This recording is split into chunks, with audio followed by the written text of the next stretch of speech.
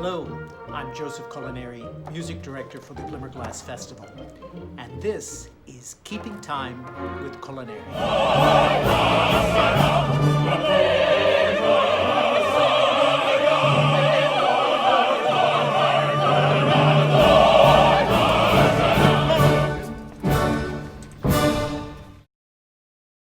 In this mini-course, we will take an overview of the art of opera from its beginnings through the present day. We'll examine its forms and talk about the voices, orchestra, and most of all, the music. We'll also examine and demystify some of opera's terminology along the way. I hope this series might serve as an introduction for those new to the art form and as a review for experienced operagoers who might find themselves listening with a new set of ears. The series is presented as 6 short videos. Each video will include a playlist with links that will help illustrate some of the topics and ideas we examine. Please use these links as a guide and a portal for further listening. So, let's enter this fascinating world of storytelling and music. Let's begin our discussion with the architecture of opera. And to do that, we need to go back to the beginning, to the birth of opera itself.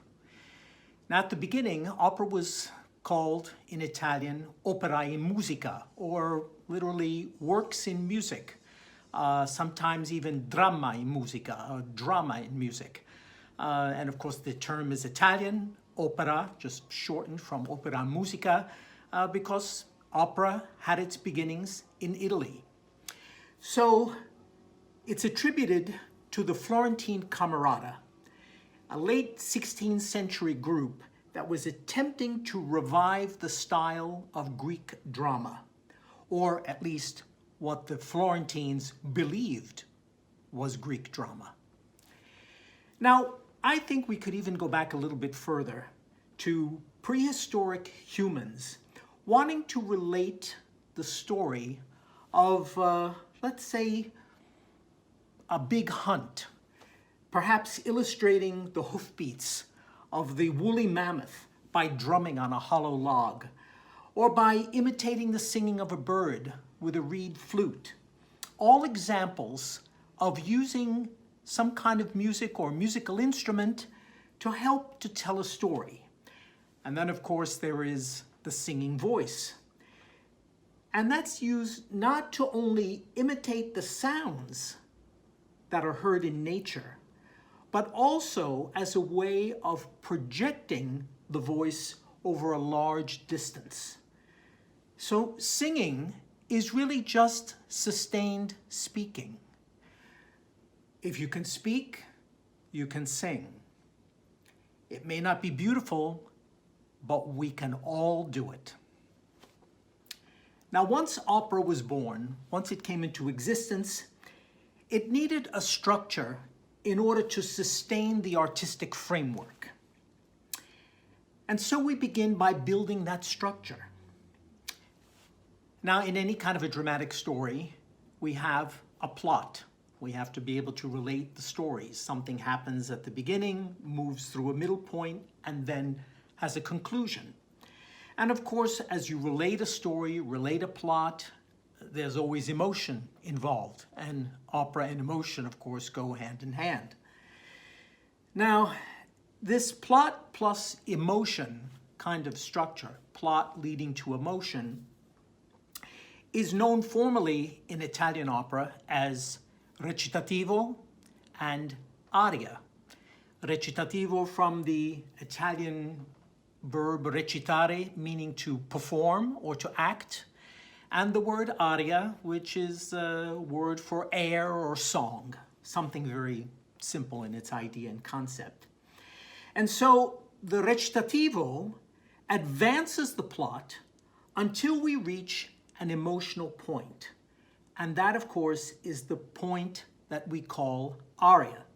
So the recit, as we can say in shorthand, takes us across the plot, and finally the aria takes us to the emotion.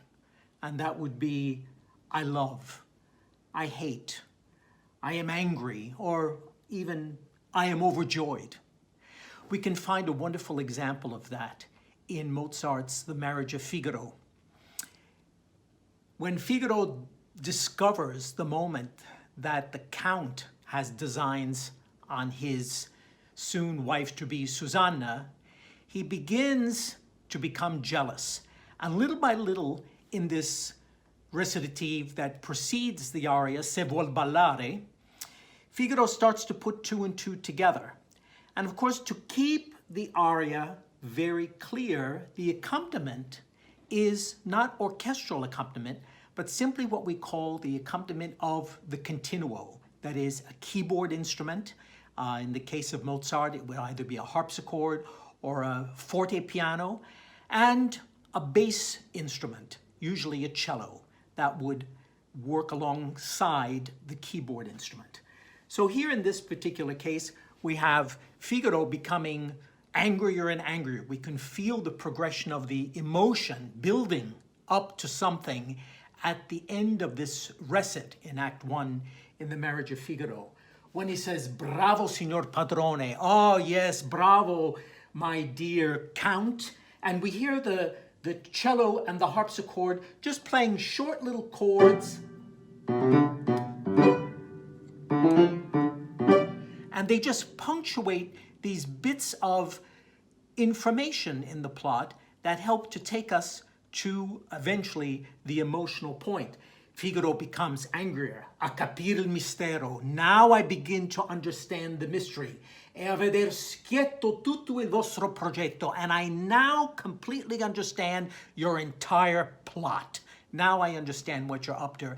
And when he gets to the point when he says, this will not be, I will not let you have my Susanna, non sarà, non sarà, Figaro il dice. Figaro says that this will not happen. And we get a short punctuation in the continuo. And that leads us then directly to the aria Se vuol ballare. And you can listen to that in the playlist that follows this video. Now, when we get to an aria, very often we have lots of text repetition. As you'll note in a recitativo, there's very little text repetition because when we're telling a story, it's not good to repeat yourself, but rather keep it going because the listener really wants to understand what's going to happen. But then when we reach the emotional point, the aria, then we have text repetition. And that is because it's emotional. So the word io t'amo, I love you, or even addio, farewell, a heartfelt farewell, can sometimes take on a tremendous emotional impact. And of course, a composer will now repeat those words. I like to think of this as if you're in a museum. You're in a painting gallery, and as wonderful and emotional as a painting can be, but the painting is 2D. It's two-dimensional. You can assume depth, but you cannot actually feel the physicality of the depth. But if you go to the sculpture gallery, then you will see 3D. Go to a statue in a museum. You can walk around it. You can see it from the back. You can see it from the front. You can see it from the side, the left side, the right side. You can sit down and look up at it. You could stand up and you could look down on it. You see the same thing. That is the same emotional word. In this case, let's say, io t'amo, I love you. You can see it from many, many different directions. And this is what the composer is doing analogously in an aria, by repeating text. Sometimes the singer will sing it in a high register or in a low register. Sometimes the composer sets it slow. Sometimes the composer will set it in a quick tempo. Sometimes the composer will accompany it with strings or make it more powerful on a reprise or a repetition with brass or big woodwinds. So you get a whole group of colors that are brought to the fore in this 360 rotation around the text in text repetition. And of course, a great example of this is Verdi's Rigoletto, when the Count, in this case the Duke, and Gilda take their leave of each other. And they sing over and over, addio, addio, speranza l'anima. Farewell, farewell, my hope, my joy, my happiness. And this text keeps repeating and repeating with different combinations of the two voices, different instruments, different ranges, but you get the sense of a 360-degree walk around this emotion of two people in love who are saying farewell but don't want to part. Now, there are lots of different types of recitativo. The norm, of course, is what we call secco recitativo, and that is the dry recitative. And that's what I demonstrated a little while ago in Marriage of Figaro, with just the accompaniment of the keyboard or the keyboard plus the cello. And that's, of course, a way to keep the voice very clear and in the clear so that you can really understand exactly what is being said all the time. It has a speech-like vocal line with this very simple accompaniment, and again, so the text can be very well heard. Then there's something called the recitativo accompagnato, or the accompanied recitative, and that's when the composer will use some or all of the orchestra all together in playing along with the vocal line in an accompanied recitative. And of course, these are saved for moments of high drama in an opera, such as Donna Anna's discovery of her father's body in Act 1 of Mozart's Don Giovanni, which you can listen to as listed in the playlist at the end of this video. This is a highly emotionally charged moment. Anna, of course, is beside herself with grief, and Mozart uses the orchestra, and also the vocal line takes on a little bit more of an elaborate, more melodic type of quality. So it's kind of a ramping up of the emotion, and it ramps up the musical style of the recitative. Now, what happened to recitative as it passed through the different styles of opera throughout the centuries? Did it disappear? Well, no, it didn't. It just takes on a different form. By the time we reach the bel canto in the 19th century, in Italian opera certainly, it morphs into something we call the scena, or the scene. And now it becomes a little bit more based on the accompanied recitative style. That is, it has a vocal line that is emotionally charged at times, and sometimes also has the more speech-like quality. Sometimes the orchestra is accompanying it with short chords, or sometimes with melodic inflection, or with a melodic passages that reflect or comment on what has just been sung by that particular character. So the keyboard accompanied recitative begins to disappear, and the orchestra begins to exclusively take its place. A perfect example of this would be the second scene of Donizetti's Lucia de Lammermoor, where Lucia has come out with her maid Elisa into the pre-dawn hours, looking to have a rendezvous with the man that she loves, Edgardo, and describes the scene and a terrible story of having seen a ghost in that very place. And of course, Donizetti uses the orchestra with great coloristic effect here.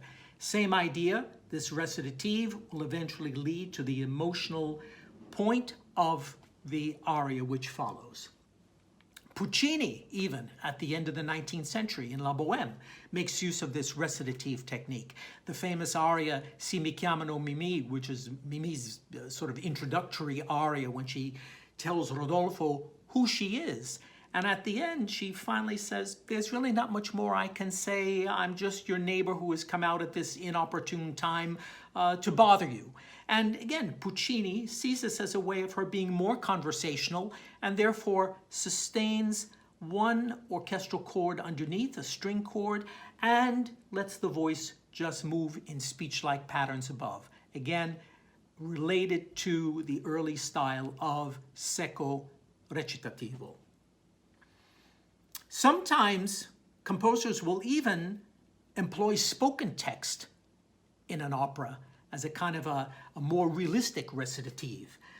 Take Violetta's reading of the letter in the last scene of La Traviata, or Lady Macbeth's dramatic reading of the letter from her husband in the first act of Verdi's Macbeth, or in Don Pasquale, the letter that Ernesto has written that is read by Dr. Malatesta. Again, the composer decides at this point, what's more realistic when you have a letter to be read? Why sing it? Just read the letter.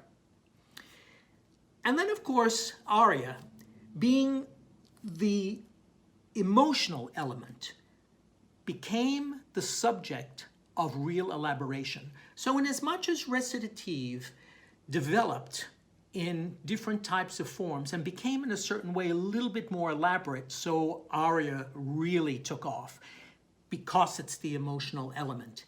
And it elaborated in terms of its style, its forms, the form being primary what we call the ABA form. That is a section of music, the A, and then a contrasting section, the B, and then a return to the A again. So it creates kind of a little trio effect of a form, a little three-part form. Handel made fantastic use of this in his operas in what came to be known as the da capo aria. Da capo meaning just from the head or from the beginning. It was a way that the composer would simply state material, a melodic material, contrasting section, and then go back to the beginning again. And very often this repetition would be done through a different lens, would be done with variations or a lot of vocal ornamentation. And you can hear an example of a Handel ABA da capo aria in the example in the playlist that follows this video.